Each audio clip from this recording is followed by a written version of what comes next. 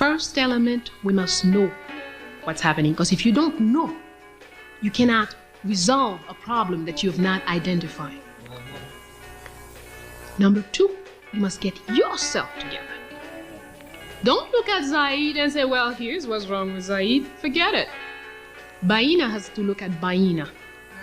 Look at what's wrong with Baina and decide how to cure and clean Baina.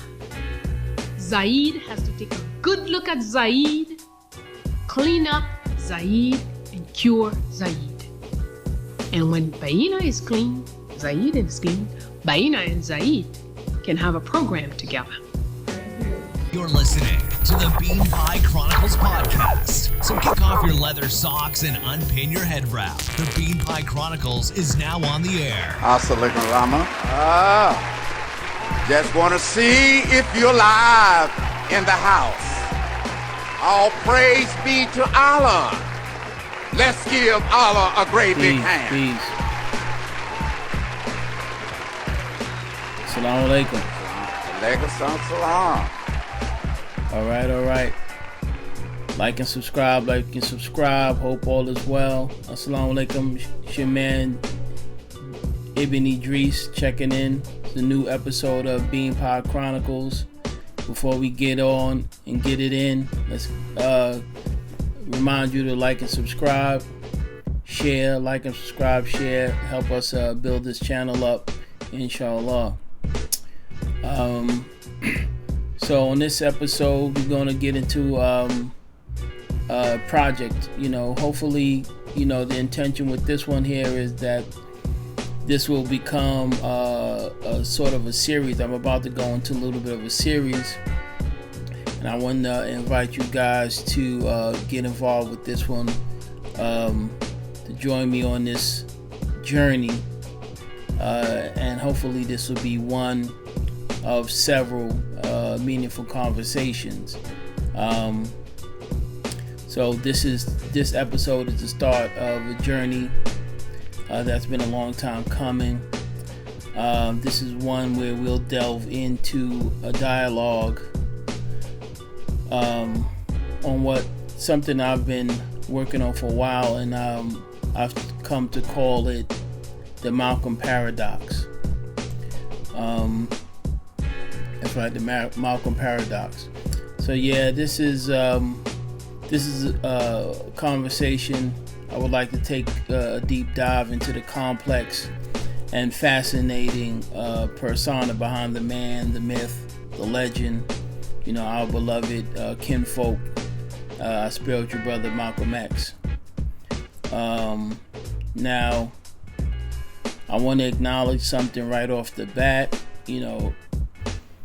I'm well aware that this is a very sensitive conversation. This is a very sensitive territory for a lot of people. Malcolm was not just an ordinary historical figure. He was a symbol, an icon, that resonates personally and profoundly with many of us, especially with the African American community, the Bean Pie community. So let's establish something right away. All of our discussion today in this episode and all of the subsequent conversations, let's just establish something right off the bat, that we're rooted in a deep respect and reverence for our brother. So my goal is, simply put, not to diminish or rewrite Malcolm's history as if I could, but to add on to the ongoing dialogue about him and his profound influence, and hopefully I can share some lessons that I believe we can take from the brother's life and experience. I remain steadfast in my belief that Malcolm holds a singularly unique and critical role in our history, particularly in the evolution of the Black American experience and even more specifically in the African American Muslim community. Like I said, referenced before, that I refer to, that we around here refer to as the Beanpot community. Malcolm's life and work were instrumental turning points, and his assassination, in my opinion, represents a crucial juncture in American history. The ramifications of this heart-wrenching event continues to ripple through the entire Black Liberation Project, affecting not only Black America, but also and Black America and Black Muslim American communities, but also Pan-African communities, and even the international left militant community. So Malcolm's influence spanned many, a very myriad communities. The comprehensive implications of Malcolm's life and assassination have yet to be fully recognized and reconciled with, and this is my humble attempt to contribute to the conversation and to contribute to such a reconciliation. At this point, I'd like to go into what I mean when I speak about the idea, the concept of the Malcolm paradox. At its core, the concept here is that there are essentially four distinct identities or avatars or stages that we can affiliate with Malcolm. The paradox, or the confusion lies in that, and my contention is that the most popularized and the most recognizable version is arguably the least accurate version. And at the same time, on the flip side, the most substantial version, meaning the version that bears the most impact, is subsequently the least comprehended version. So therein lies the paradox. So this podcast today is sort of the introductory conversation that will, and we're going to just focus on laying out the basic idea behind the four versions of Malcolm X that make up the foundations of the Malcolm paradox. Okay, so let's kick this off, right? We're going to start off with version A. Version A is basically, let's call that the Malcolm Little version. This is the Malcolm of his early years, ranging from his birth year in 1925 up until his when he joined the nation in 1952. So, we've seen movies, we've read books, and there are plenty of material out there that describes this era of Malcolm, Burning? Hell yeah, it's burning! God damn it!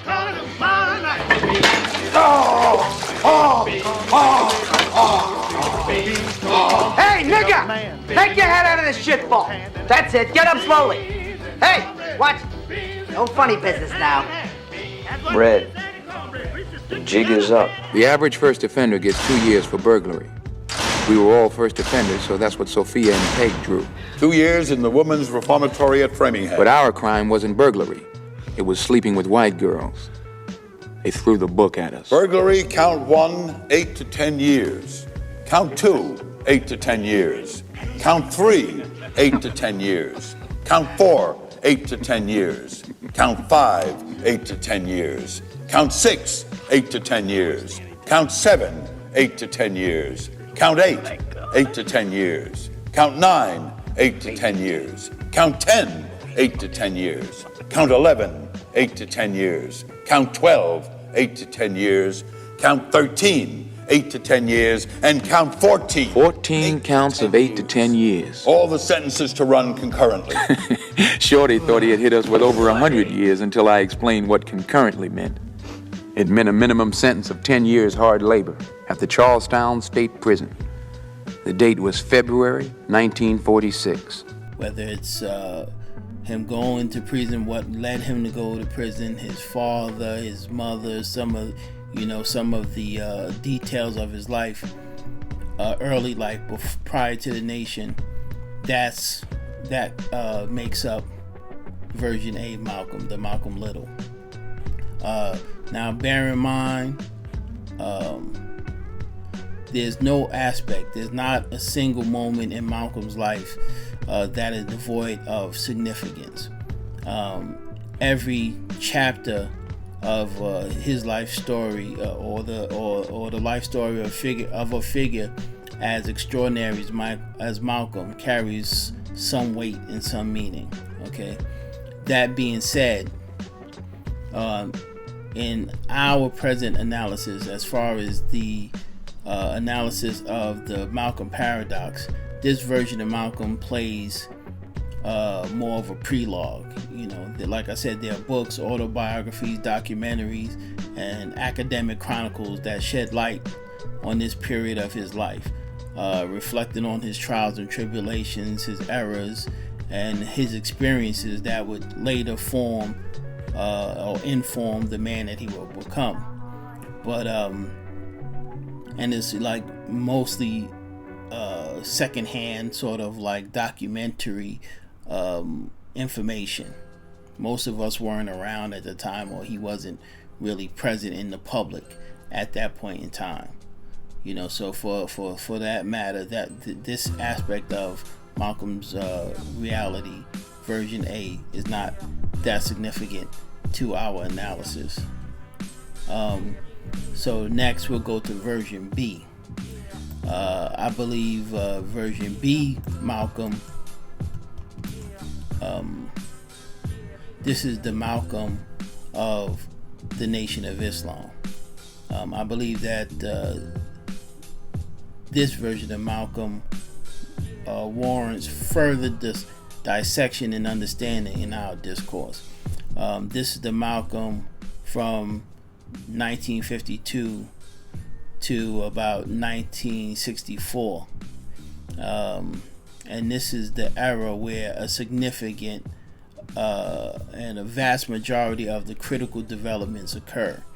This is where we get a lot of the videos and the lectures and the engagement with the public. So this is a well documented period of his life, unlike period A. So this is where he becomes a public figure as the national spokesman for the Nation of Islam.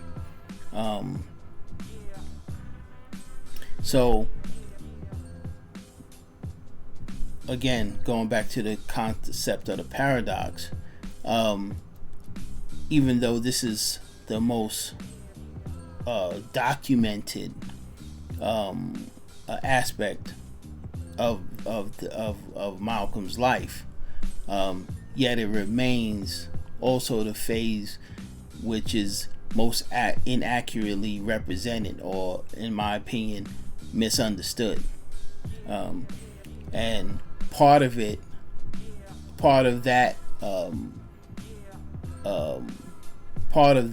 lies in the fact that it's heavily, this part of his life, this version of Malcolm is, again, the Nation of Islam plays a heavy role in this version. How did you happen to join the Muslim movement?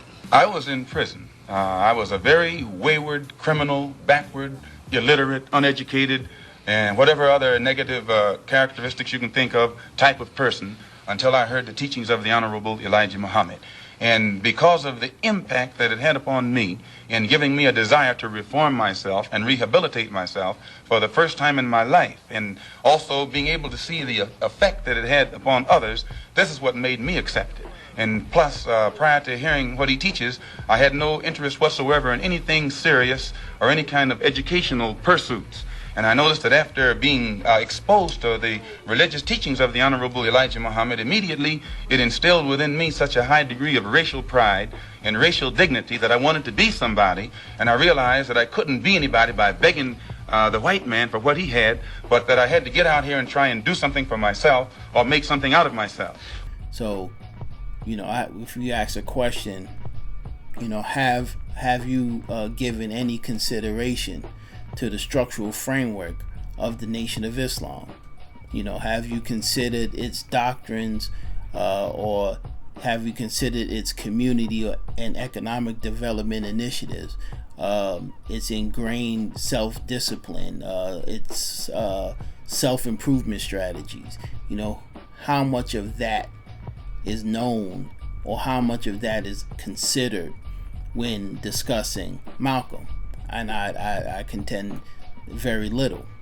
We all know it was there, but how in depth is this aspect of the Nation of Islam and the role that it played in his development? How familiar are we with this aspect of Malcolm's reality, of this aspect of Malcolm version B? The Nation, in this version of Malcolm, it was the transformative force that brought him out of Malcolm Little to Malcolm X. It's actually the instrument of his transformation. Well, the platform that the Honorable Elijah Muhammad, our religious leader, stands upon is the platform of complete freedom, justice, and equality for the 20 million black people, or so-called Negroes here in America. And he teaches us that because of the seriousness of the condition that our people now find themselves in, that it's absolutely impossible to solve our problems with means other than religion. And he teaches us that the religion of Islam is the only religion that will instill within our people the incentive to stand on our own feet, and instead of trying to force ourselves upon whites or force ourselves into the white society or blame the white man for our predicament and constantly beg him for what he has, he says that the only way that we can solve our problem is to unite together among ourselves, among our own kind, clean ourselves up, rid ourselves of the evils that we've become addicted to here in this society, and try and solve our problem ourselves. But again, the nation is not without its limitations. For one, in order to truly benefit from the Nation of Islam program, you're required to formally join the Nation of Islam.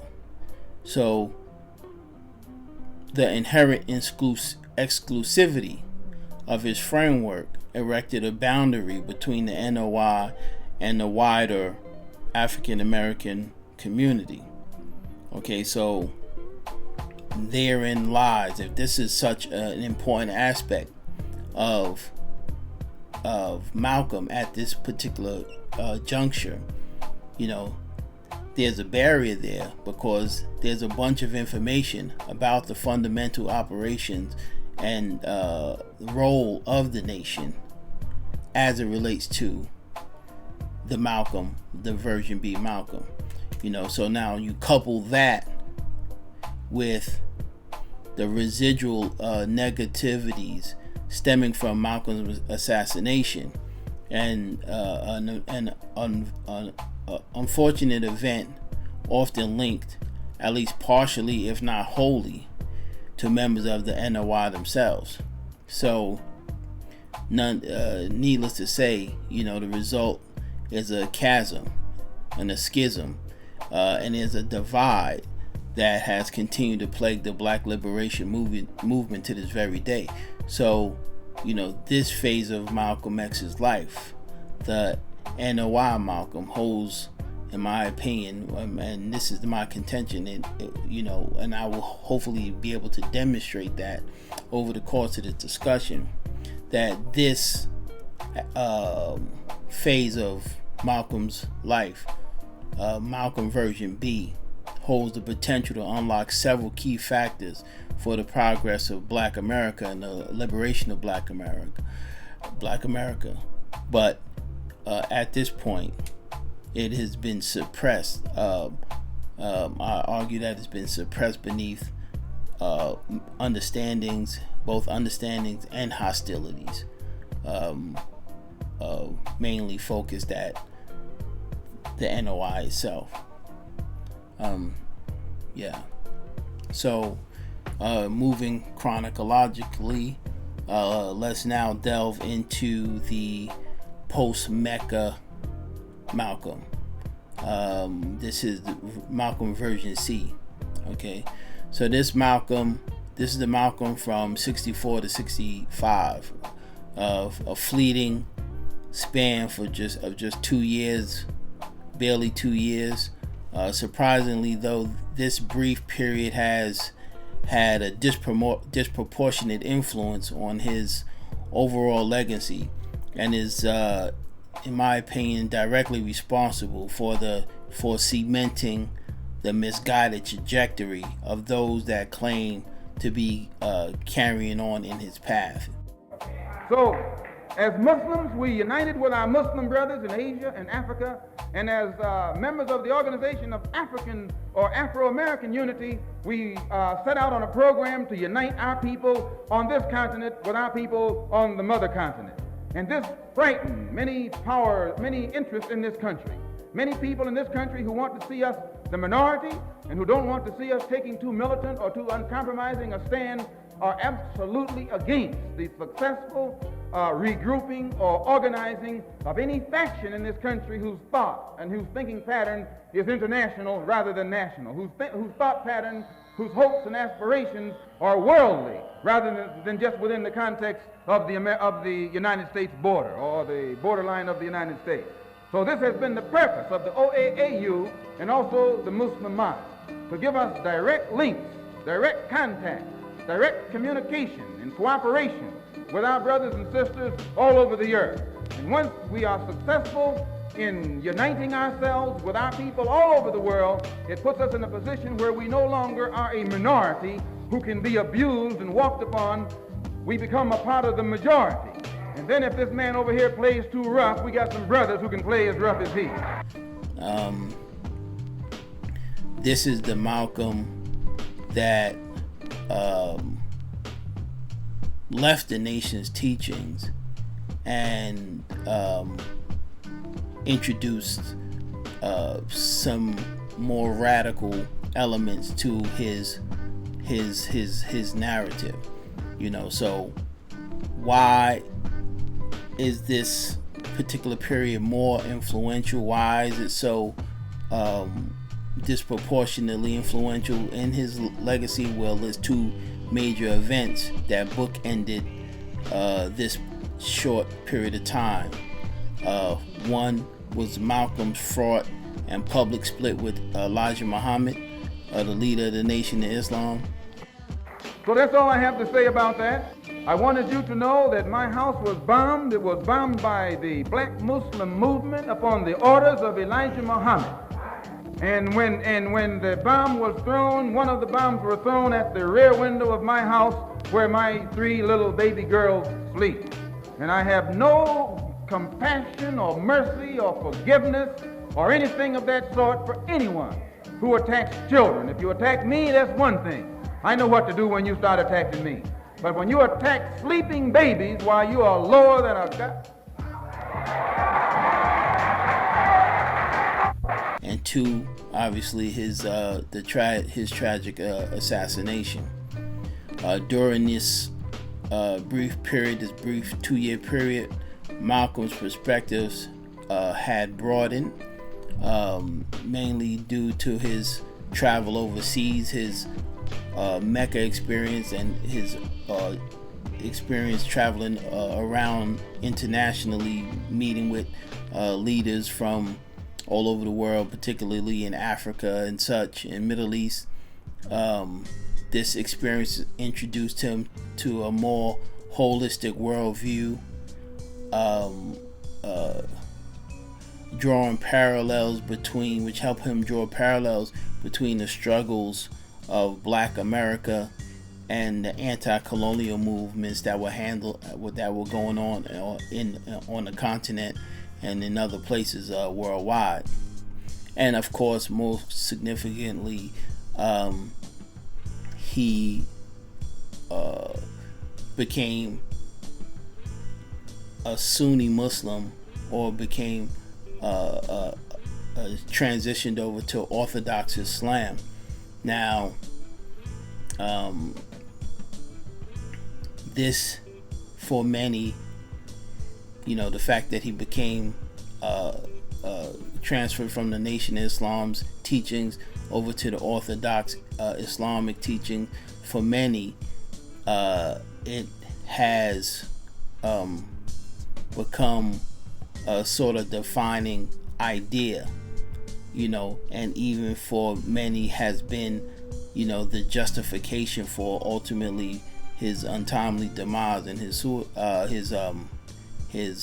assassination. During this period, he adopted, some unconventional, a radical standpoint aside from the religion, and it was both audacious and electrifying for some, but it was also a potential potent and dangerous, and threatening. The best way to avoid the necessity of having to see someone else's blood flow is to let them know in advance that it will flow. And if I had to go to jail in the morning, or had to die in the morning, I would die telling Negroes to arm themselves and retaliate to the maximum extent of their ability in the face of brutality, no matter what the odds against them were. They're going to die anyway, die like a man. This is, the time of the ballot and the bullet. And this is also the time where, Malcolm sort of adopted more of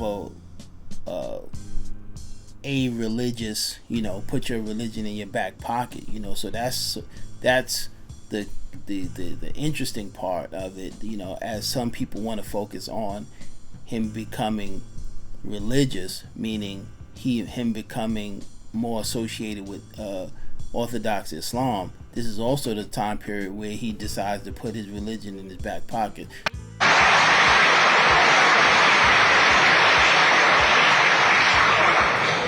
Islam is my religion, but I believe my religion is my personal business.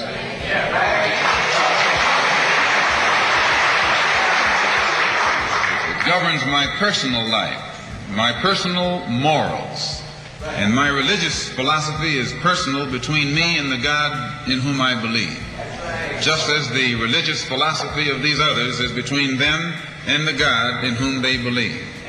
And this is best this way. Were we to come out here discussing religion, we'd have too many differences from the outstart, and we could never get together. So today, though Islam is my religious philosophy, my political, economic, and social philosophy is black nationalism. You and I...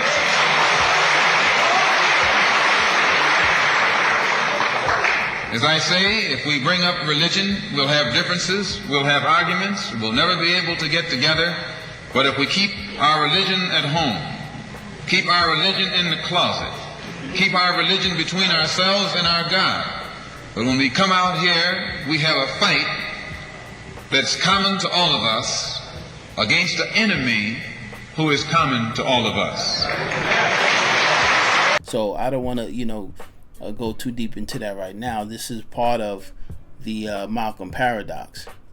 And so let me just say straightforward that this version of Malcolm is not my favorite. I'm not a big fan of this particular Malcolm, and the primary reason is that with all this period, with all this sensationalism and all this its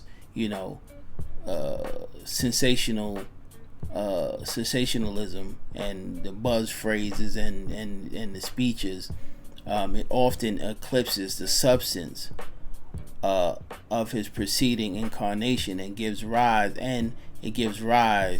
to his most contentious identity, the identity of version Malcolm D. This is in my opinion the most problematic, but yet as part of the paradox, the most prevalent and omnipresent version of Malcolm. Okay, so let's go to version D. Version D is what I would term the Malcolm of imagination. This version of Malcolm is a product of conjecture. This is the product of the many what ifs that arose post his assassination. What if Malcolm had survived? What would Malcolm be doing or advocating today? These hypothetical questions have paved the way for people to imprint their own assumptions on Malcolm's legacy. From capitalist to communist, from indulgent admirers to ardent followers, everyone seems to have a unique interpretation of Malcolm X. But therein lies the peril. This fabricated Malcolm often detracts from the true Malcolm, the one who was, the one who worked, the one who sacrificed, the one who left the profound lessons that we have actually yet to fully comprehend. This is where grifters and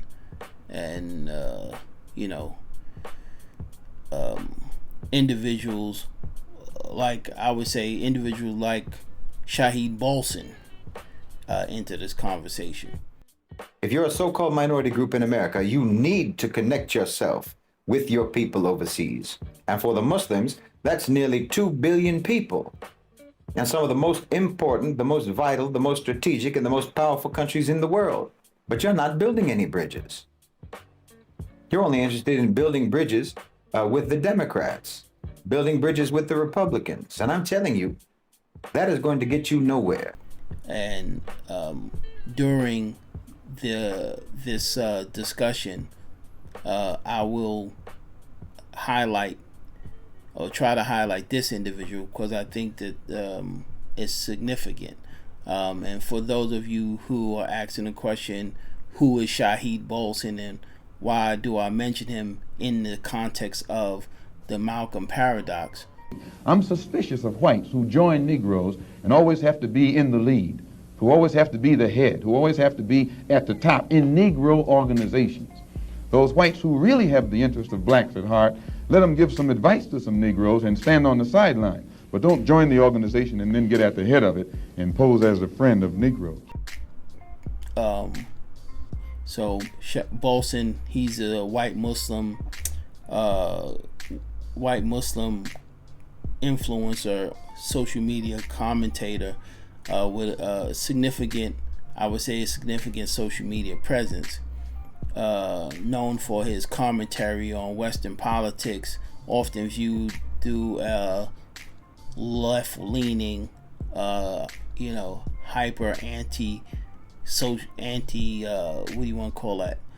imperialist prism, and it's my contention that Bolson embodies the dangers of version C and version D of Malcolm. He's both a victim and a symptom of the Malcolm paradox, and time permitting, we'll dive deeper into this later. So right now I want to stop here.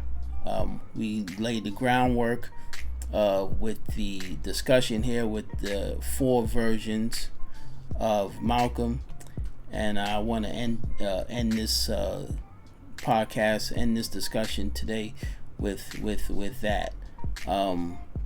So moving forward, I would like to say, let's approach this discussion with receptivity and open hearts, and let's pay homage. This is my attempt to pay homage and say, let's come together and pay homage to Brother Malcolm through a holistic understanding of him as the man that he was, and not just the man that we envision or wish him to be.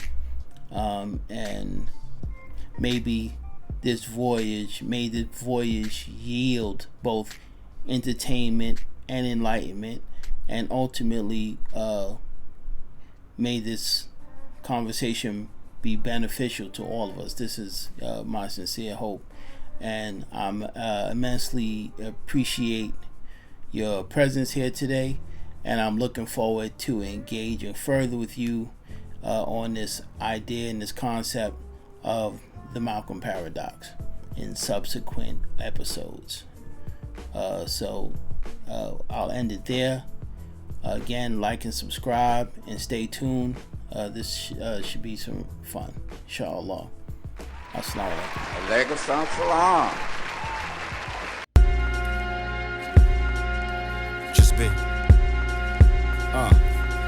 That's that Mike and Ray. That's that brighter day of Mike display. That's so obvious. That's so godly, well rooted. Know you was going to hell, Judas. Snake ones, the hate comes up, throwing just in time for us to notice. You been clipped, you got no wings beyond the surface. Space snakes be bound to surfing. That's time's limited, mom's myriad. Bang on love, yes, that's serious. Pain that furious. Pass it back, courage this.